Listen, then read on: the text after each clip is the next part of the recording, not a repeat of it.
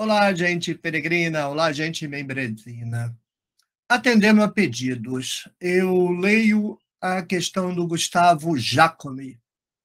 Bom dia, professor. O senhor falou na live sobre a transformação da ideia da cruz se tornar o altar. Eu não ouvi, e se for o caso, me perdoe, como esse sacrifício humano de Jesus se tornou aceitável entre os primeiros cristãos. Como Jesus se torna um cordeiro para o sacrifício, se na perspectiva judaica o sacrifício humano não seria aceitável? Abraços. Bem, Gustavo, há uma série de considerações a fazer. Primeira, não se trata de um sacrifício de Jesus. Em termos históricos, é uma execução pública. Jesus é condenado pela autoridade romana. Posteriormente, essa condenação pela autoridade romana será disfarçada, transformada, alterada numa condenação judaica. Assunto para outro vídeo. Mas, para todos os efeitos e fins, trata-se da execução de um condenado pela autoridade romana. A condenação estabelece que ele deve ser crucificado. O Novo Testamento apresentará a narrativa de que o corpo foi recolhido por uma pessoa de bens, submetido a uma gruta-túmulo, e que depois, então, ele ressuscita. Mas se todas as coisas ocorreram como ocorreram com todos os demais crucificados, ele não foi tirado da cruz, ele permaneceu lá e foi comido pelos animais e decomposto pelo tempo. Mas a tradição do Novo Testamento pretende que com ele tenha sido de modo diferente. Bem, então o primeiro ponto que você deve ter em mente é: trata-se de uma execução, não de um sacrifício. Como então essa execução de cruz se torna posteriormente um sacrifício de altar? E como esse homem judeu se transforma num cordeiro? Bem, você pode abordar essa questão teologicamente, assumindo questões como revelação, doutrina, catequese. Não é o nosso programa aqui na Tenda do Necromante. Nós não partimos do pressuposto que existam deuses, que os mitos correspondam à realidade, absolutamente nada disso. Então, sempre procuramos dar uma explicação material, histórica, crítica, acadêmica, científica para os acontecimentos. Uma da explicação possível é tudo inventado, não sou partidário dessa explicação, que explica tudo e não explica nada. Eu prefiro o desafio de tentar ligar como que uma coisa histórica plausível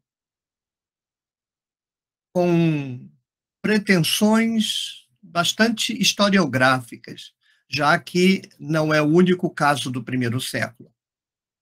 No primeiro século, outros 9 messias foram executados pela mesma autoridade romana.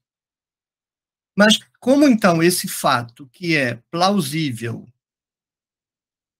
bastante afeito aos critérios historiográficos, com analogia no mesmo século, nas mesmas condições, exceto um ou outro caso que não foi crucificação, mas foi outro tipo de execução, se torna um caso absolutamente excepcional. Bem, para explicações excepcionais, devemos pressupor acontecimentos excepcionais. E para acontecimentos excepcionais, explicações excepcionais. Para mim, a chave de compreender como se deu a transformação entre uma execução pública pela autoridade política da época, Roma, e a peça teológica de um homem cordeiro sendo sacrificado nos termos da lei para o perdão dos pecados no altar, altar que agora é altar, porque há poucos minutos atrás era apenas uma cruz. Para mim, isso só pode ser explicado dentro das circunstâncias das comunidades que lidavam com essa questão. Eu tratei disso na live. O judaísmo e todos esses acontecimentos são acontecimentos internos ao judaísmo, não há cristianismo neste momento, não há que se falar de cristianismo, nem retroprojetar doutrina cristã de nenhuma natureza e de nenhuma espécie nesse momento. É judaísmo para todos os efeitos e fins. E esta figura, Jesus de Nazaré, histórica, eventualmente, caso tudo isso não passe de uma invenção, então, esse personagem histórico pretendeu expulsar Roma com alguns pedaços de paus e acabou sendo executado. Alguns judeus seguiam esse Messias, acreditavam nesse Messias, apostavam nesse Messias. Outros judeus, não. Então, o judaísmo estava dividido no que diz respeito àqueles que tinham algo a dizer sobre esse personagem. Muitos judeus provavelmente nem tinham ideia de Jesus. Jesus não é um fenômeno pan-judaico. Ele deve ter tido contato com uma parcela do judaísmo. E essa parcela do judaísmo com quem Jesus teve contato e diante dos quais a sua via crucis se desenvolveu, estava dividida. Parcela desses judeus acreditavam crença a Jesus, apostavam nele e outros não. E essa divisão se traduzia em provocações mútuas, tentativas dos dois lados de convencimento do lado oposto. Ele é o Messias, ele não é o Messias. Ele vai libertar Jerusalém, ele não vai libertar Jerusalém. Essas coisas assim. Nesse momento, não há que se falar de Cordeiro, não há que se falar de Salvador, não há que se falar de servo sofredor, nada disso. Nada, absolutamente nada disso. Eles estão operando dentro da tradição messiânica do contexto do primeiro século. O Messias é o libertador de Jerusalém. Vem para dar um pé no traseiro dos romanos e botá-los para correr. E era disso que se tratava. Não há cordeiro, não há servo sofredor, não há morte pensada, premeditada, esperada, nada disso. Espera-se que Jesus meta o pé na porta e expulse os romanos. E os judeus estão, então, divididos. Ele é o Messias que vai libertar Jerusalém. Ele não é o Messias que vai libertar Jerusalém. Pois bem, se ele fosse ou não o Messias que libertaria Jerusalém, na expectativa da população, o fato é que deu com os burros na água e foi executado como um lestai, um terrorista, um revolucionário. Quando a gente usar a palavra bandido nesse contexto, não pode usar a palavra bandido como um batedor de carteira, um assaltante. Não, é bandido no sentido que um terrorista hoje é considerado um bandido, porque ele era um terrorista para todos os efeitos. O árabe tentando expulsar os Estados Unidos do Oriente Próximo e era Jesus tentando expulsar Roma do Oriente Próximo. Jesus e os muçulmanos terroristas hoje estão no mesmo pacote, no mesmo lado, e são acusados pelas respectivas autoridades do mesmo crime. São terroristas, são bandidos, são criminosos. Então, Jesus morre como um lestai, um revolucionário, um sedicioso. Aqueles dois grupos que estavam em disputa, agora tem uma novidade. O grupo que apostava que Jesus meteria o pé na porta se deu mal. E o grupo que dizia que Jesus não dava dentro com os romanos, agora se deu bem. E começa a avacalhação, começa o sarcasmo, a zombaria, o bullying. E o bullying vai nessa direção. Olha lá, vocês encheram o nosso saco dizendo que ele era o Messias. Agora está o Messias lá morto, pendurado na cruz. Já era, morreu executado. Se tivesse ficado aí, talvez não tivesse tido o próximo passo. Mas eu acho que houve um gatilho que provocou uma reformulação dos acontecimentos da cruz, execução de um terrorista pelas mãos da autoridade romana, dentro da tradição judaica do Antigo Testamento, fora da tradição messiânica político-revolucionária, que foi, eu especulo, o fato de um judeu que se ria dos seguidores do Messias ter arrostado a eles que Jesus era maldito. O Messias dele era maldito, porque a Torá afirmava expressamente que maldito todo aquele que for pendurado no madeiro. E ele acabara de ser pendurado no madeiro, então era maldito. E se ele é maldito, não pode ser o Messias. Como o Messias pode ser maldito? Como aquela cultura é uma cultura oriental, nessa cultura oriental você pega a declaração do adversário e usa ela contra o próprio adversário, como no texto da mulher cirofenícia, em que pede a Jesus uma bênção, ele nega dizendo que ele não pode pegar o pão do filho e dar para o cachorro, e então a pedinte diz que mesmo os cães comem das migalhas. Ou seja, ela usa o fato dele tê-la chamado de cachorro contra ele. Bem, se eu sou cachorro, até os cachorros comem das migalhas. Então ele ganha a disputa.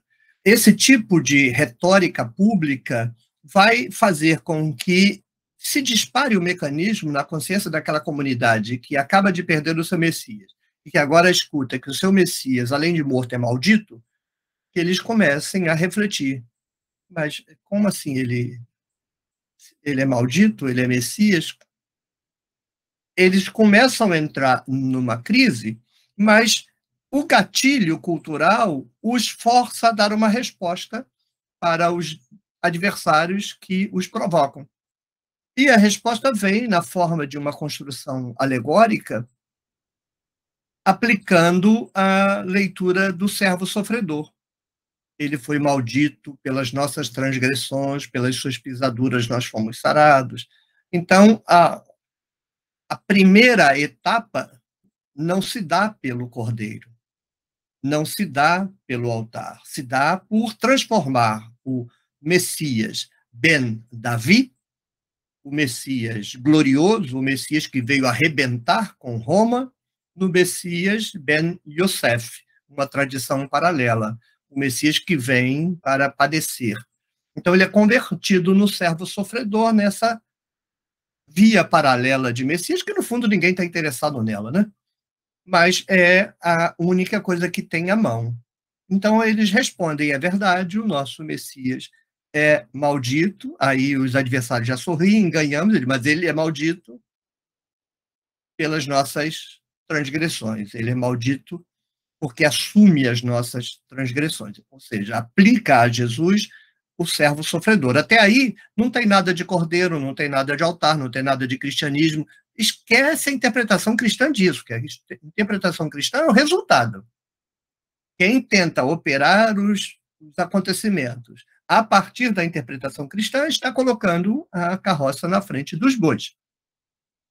Todo esse processo retórico judaico vai desaguar na interpretação cristã, mas ela passa primeiro na transformação do maldito em maldito por nossa causa, que é o servo sofredor, não é ainda o cordeiro.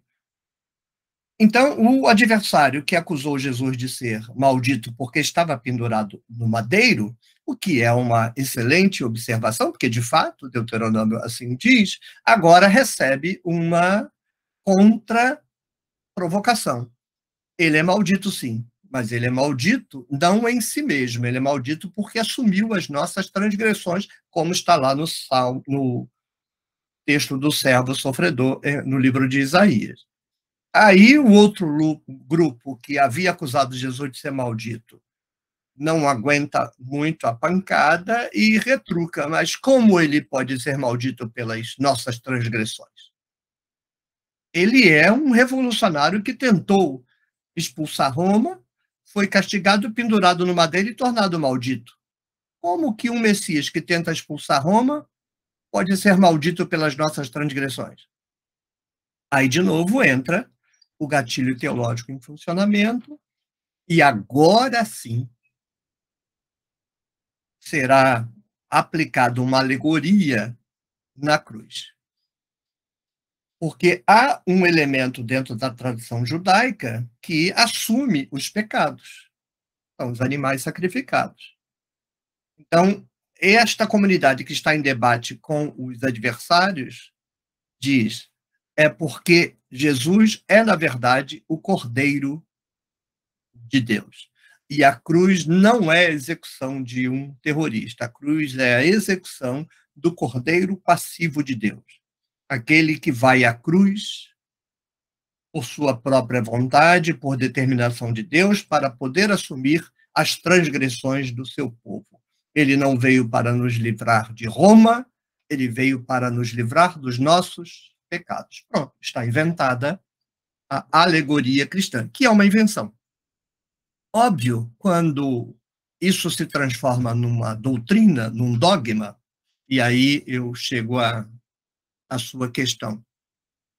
Não é que as pessoas estão mais diante de uma tradição judaica, diante de um revolucionário, diante de uma cruz que é a execução de um revolucionário capturado, preso, julgado, condenado e executado, mas agora é um pacote doutrinário. E esse pacote doutrinário transforma todos os acontecimentos em outra coisa. Toda a vida de Jesus será apagada na sua dimensão histórica e reformulada a partir dessa interpretação dele como cordeiro e da cruz como altar, e o conjunto inteiro como o servo sofredor, que vem, assume as nossas transgressões e é glorificado ao final. Quando essa mensagem é pregada tanto a judeus, quanto a romanos, quanto a gregos, eles não acessam esta pregação pela crítica que você faz. Mas como ele pode ser o Messias? Como ele pode ser o Cordeiro, se Deus não quer sacrifício humano? Não se trata mais de um sacrifício humano, porque ele é uma situação especialíssima. Ele é o não, eu não estou dizendo que Jesus é especial, nem que o acontecimento é especial, estou dizendo que dentro da doutrina ele é transformado numa coisa especial, numa coisa fora completamente de todo o parâmetro. Não é como um sacrifício humano dentro da interpretação. Em termos históricos, se de fato alguém tivesse colocado Jesus sobre um altar, como Abraão faz com Isaac, e metido uma faca na barriga dele como um sacrifício a Deus, o judaísmo jamais aceitaria uma prática dessa. Mas não foi o que aconteceu. Não é um sacrifício. Todo mundo que está ali, nessa primeira geração, debatendo esta questão, sabe que aquilo é um acontecimento de execução de um revolucionário. Trata-se de uma disputa hermenêutica que consiga driblar a crítica de parte a parte. A primeira crítica é: ele não pode ser Messias porque ele é maldito, porque está pendurado no madeiro, e a Torá diz que quem é pendurado no madeiro é maldito. Aí a contrarresposta é: ele é Messias, mas ele é maldito porque ele assumiu as nossas transgressões. Aí o outro lado vai dizer: mas como ele pode ter assumido as nossas transgressões pendurado numa cruz, executado pelos romanos? Porque ele não foi executado pelos romanos. Se trata de um sacrifício a Deus, uma auto-entrega a Deus na pessoa alegórica do servo sofredor, encenando o sacrifício do cordeiro no altar. Ou seja, trata-se de qual é a interpretação que vai vigorar, e não do acontecimento histórico. E o acontecimento histórico, todos eles sabiam que era um homem crucificado por um instrumento de condenação romana. Não foi o primeiro, não foi o último. Antes deles, milhares foram crucificados, depois deles, outros milhares serão crucificados. Está longe de ser o único, mas a interpretação faz dele um evento único. E é essa interpretação, não o acontecimento histórico, que será anunciado. Nenhum cristão, quando ouvir esta doutrina, vai dizer: mas como ele pode ser o Messias se Deus não quer sacrifício humano? Não se trata disso. Se trata do pacote hermenêutico, o pacote de interpretação. De qualquer modo, não sei se por alguma questão que você levanta aqui, o trilho do desenvolvimento dessa história vai acabar transformando esse cordeiro num Deus. Terá sido para fugir à noção de um sacrifício humano? Não diria, porque num primeiro momento ele não é divinizado. Os judeus não o divinizaram em nenhuma medida. Os judeus o trataram como um homem que se sacrifica a si mesmo para assumir os pecados, né? Alguém que assume os pecados dos seus concidadãos como o cordeiro assume o pecado dos concidadãos. Então, eu acho, Gustavo, que essa questão do sacrifício humano não passa por aí. Não é um tema que esteja relacionado. Só está relacionado porque você está fazendo paralelos que não estão presentes na preocupação do exercício hermenêutico em torno da cruz. Porque se trata disso, disputa de interpretação, e ponto. Tudo se resolve no campo da interpretação. O cristianismo, por sua vez, e esse exercício judaico anterior, são, para todos os efeitos, a vitória de uma interpretação, e mais nada. Para além da interpretação, não há nada que a interpretação decomponha. Em termos históricos, não é um sacrifício, em termos históricos, não é o cordeiro, em termos históricos, não é altar, em termos históricos, é única e exclusivamente a execução de um condenado político por Roma. Todo o mais é interpretação. O cristianismo inteiro é uma linha de produção hermenêutica, de reprodução da interpretação. Ser cristão é aceitar uma interpretação. Pobre do cristão que acha que ser cristão é estar ligado aos fatos. Não há fato nenhum na interpretação cristã. É tudo alegórico, tudo midrash, tudo figurado, tudo ficcional, tudo fantasioso. Agora, uma fantasia dentro da tradição teológica judaica vinculada ao Templo de Jerusalém. Desgraçadamente, Jesus foi capturado pela pior teologia do planeta, a teologia do Templo de Jerusalém. E aí estamos nós, 2000 anos depois, discutindo essas questões. Interpretação, interpretação, interpretação. Espero ter esclarecido. Se vocês gostaram, clique no joinha, deixe o seu comentário, engajamento, crítica, elogio, uma pergunta. Se for uma pergunta sobre esse tema, aqui nesse vídeo. Se for sobre outro tema, no vídeo de número 51, como o Gustavo fez. Esta questão do Gustavo está lá no vídeo de número 51, onde os peregrinos devem deixar as suas questões. Compartilhe o vídeo, se for do seu interesse, e torne-se membro do Clube de Membros da Tenda do Necromante. Tchau, tchau, até o próximo vídeo.